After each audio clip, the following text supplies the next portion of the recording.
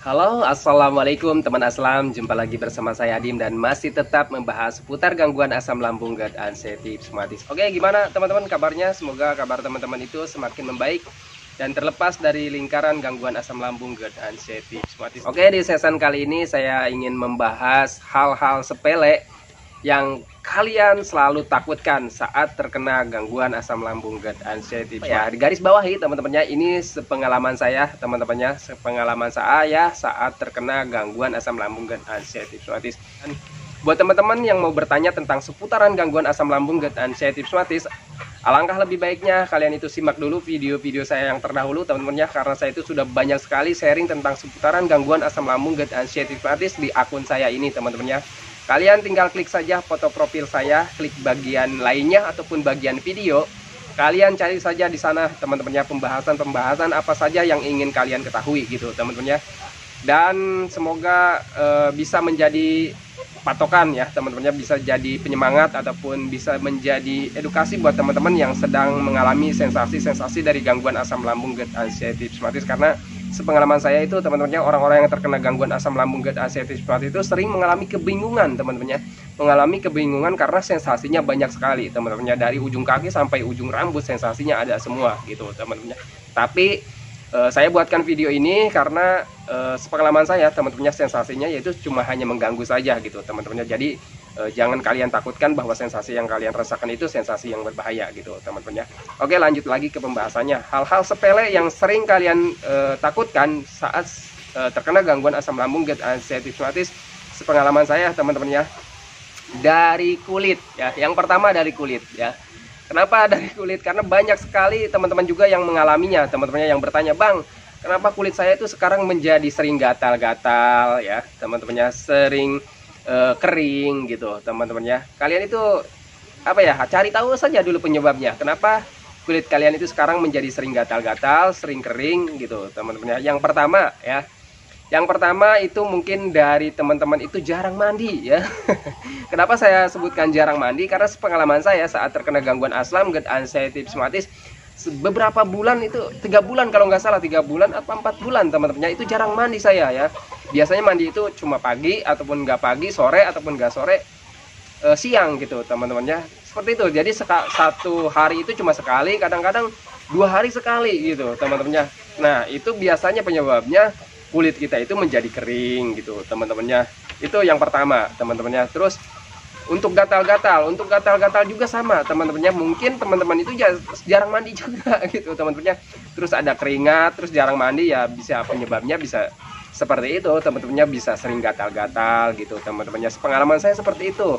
Terus kalau misalkan, "Bang, saya itu mengalami kulit saya itu menguning." Nah, untuk menguning sendiri teman-temannya itu biasanya dari pencernaan kita ya. Kalau misalkan pencernaan kita itu belum membaik gitu teman-temannya, ini sepengalaman saya saat terkena gangguan asam itu, saya juga mengalami teman-temannya yang namanya kulit menguning, terus juga kering, terus juga gatal-gatal gitu teman-temannya.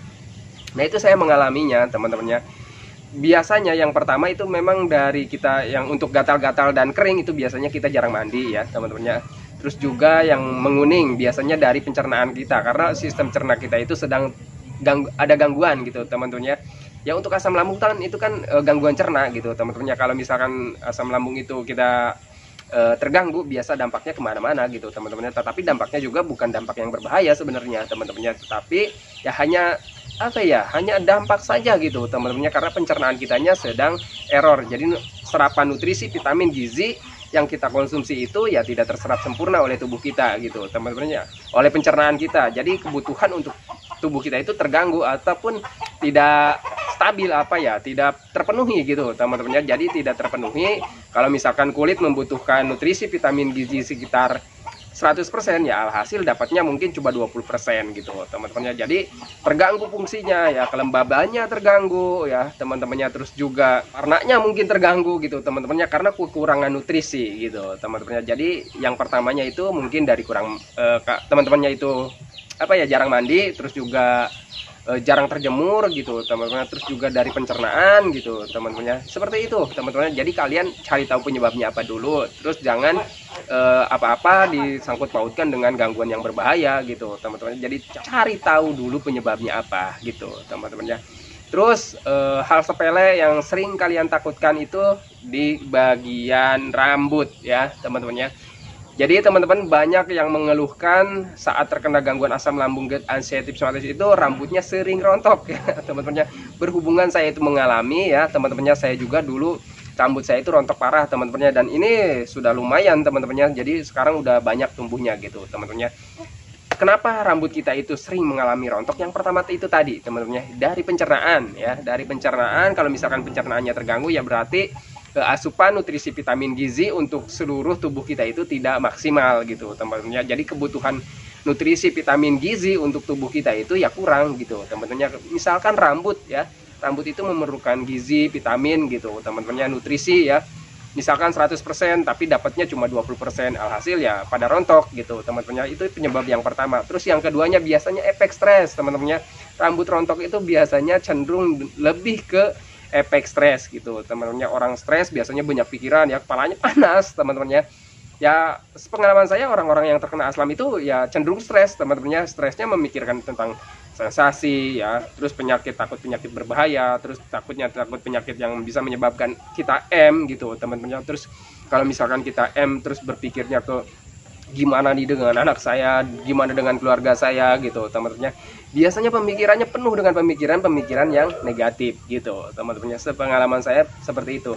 Terus gimana Bang Adim cara menanganinya kalau misalkan nih ya untuk kulit kering, terus juga gatal-gatal ya? Kalau misalkan kalian jarang mandi, ayo mandi teman-teman ya, karena mandi itu tidak menyebabkan kalian M gitu teman-teman ya.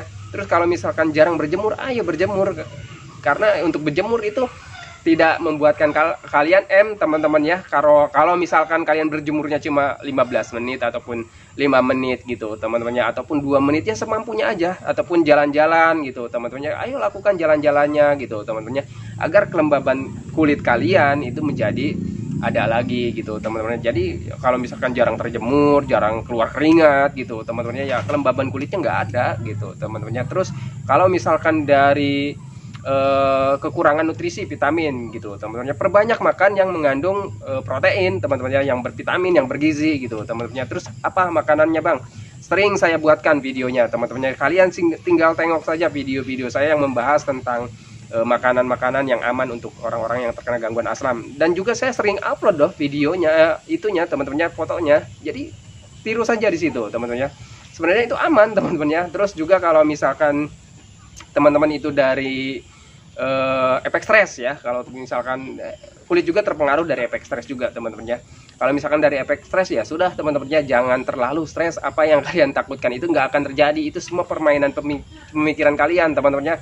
Gimana Bang cara mengalihkan pemikiran-pemikiran negatifnya teman-teman ya? Pemikiran negatif itu bisa dialihkan itu dengan kitanya sering bergerak teman-teman ya, sering jalan-jalan, sering hiburan gitu teman-teman ya. Pemikiran negatif itu dihilangkannya seperti itu, bukan dihilangkan sebenarnya, tetapi dialihkan. Karena untuk pemikiran ataupun rasa trauma itu tidak bisa dihilangkan teman-teman ya, tetapi bisa kita alihkan dengan kegiatan-kegiatan yang menyenangkan gitu teman-teman ya. Dengan hobi-hobi kalian yang dulu itu kalian lakukan lagi hobi-hobi kalian gitu teman-teman ya. Itu ya teman-teman ya. Jadi untuk hal-hal sepele yang sering kalian takutkan gitu teman-teman ya, seperti kulit kering, gatal gitu teman-temannya, terus juga rambut rontok gitu teman-teman, terus juga kulit menguning, itu sering kalian takutkan gitu teman-teman ya. Sepengalaman saya gitu ya, itu hal-hal sepele sebenarnya, tetapi untuk orang-orang yang terkena gangguan asam lambung GERD anxiety psoriasis itu menjadi hal yang sangat besar, karena yang pertama kitanya nggak memahami gitu teman-teman. Yang keduanya kitanya selalu berandai-andai, waduh ini kulit sudah mengering nih ya teman-teman ya, terus ini rambut udah rontok nih teman-teman ya, jangan-jangan ini penyakit yang berbahaya, jangan-jangan saya mau M gitu teman-teman, jangan-jangan ini tandanya tanda mau M gitu teman-teman ya. Sepengalaman saya seperti itu ya. Jadi pemikiran kita tuh selalu berandai-andai, selalu mendahului gitu teman-teman ya. Sepengalaman saya seperti itu gitu teman-teman ya. Nah, semoga video ini bisa menjadi patokan bagi kalian gitu teman-teman ya, bahwa saya juga mengalami dan saya itu baik-baik saja gitu teman-teman ya. Jadi untuk gangguan asam lambung itu sebenarnya kita harus konsisten aja teman-teman ya, dengan 3P-nya ya teman-teman ya. Dari pola makannya kita jaga teman-teman, dari asupannya kita jaga, terus juga dari pola hidupnya kita jaga gitu teman-teman ya. Jadi jangan terlalu sering bergadang, terus juga minimal olahraga gitu teman-teman ya. Minimal itu olahraga jalan-jalan kaki 30 menit, berjemur 15 menit ataupun semampunya aja gitu teman-teman ya. Terus kalau misalkan pola pikir ya sudah teman-teman ya. Jadi pemikiran-pemikiran yang kalian pikirkan itu sebenarnya nggak akan terjadi. Kalian sadari saja, oh inilah permainan pikiran gitu teman-teman ya. Oke ya teman-teman ya. Jadi seperti itu saja teman-teman ya, hal-hal sepele yang orang-orang yang terkena gangguan asam lambung GERD anxiety psoriasis itu takutkan ya. Pengalaman saya seperti itu teman-teman ya. Jadi perlu digarisbawahi, saya itu bukan dokter teman-teman ya. Saya bukan ahli obat-obatan, saya juga bukan ahli medis teman-teman ya. Saya bukan ahli herbalan, tetapi saya itu orang biasa yang pernah mengalami berbagai macam sensasi dari gangguan asam lambung GERD anxiety psoriasis. Dari sensasi medisnya, dari sensasi psikisnya gitu teman-teman ya, saya merasakan semuanya. Oke teman-teman ya, saya akhiri videonya. Sebelum saya akhiri, saya doakan buat teman-teman yang belum membaik dari gangguan asam lambung GERD anxiety psoriasis, semoga teman-teman itu cepat membaik teman-teman ya, cepat kembali lagi keadaan kalian yang dulu teman-teman ya. Dari kebahagiaannya ya, canda tawanya, emosinya, semoga cepat kembali lagi seperti dulu ya. Dan jangan lupa teman-teman ya, doakan juga saya agar saya itu tetap sehat, tetap kuat, tetap ceria, agar tetap bisa menemani teman-teman yang belum membaik dari gangguan asam lambung GERD anxiety psoriasis. Oke teman-teman, saya akhiri videonya. Assalamualaikum warahmatullahi wabarakatuh.